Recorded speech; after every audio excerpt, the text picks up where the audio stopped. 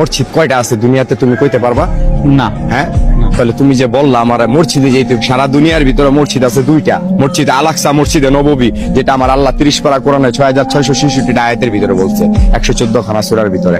তো মসজিদ হইলো দুইটা, আর আমরা বলতেছি লক্ষ লক্ষ কোটি কোটি মসজিদ, মসজিদের শেষ নেই। তো মসজিদ খোঁজো, আগে মসজিদ খুঁজা নামাজ পড়ো। মানুষ দেখা এমন ইমাম, যে ইমামের পিছনে নামাজ পড়তে হইব, যে বেতনভুক্তদারির পিছনে কোনোদিন নামাজ হবে না।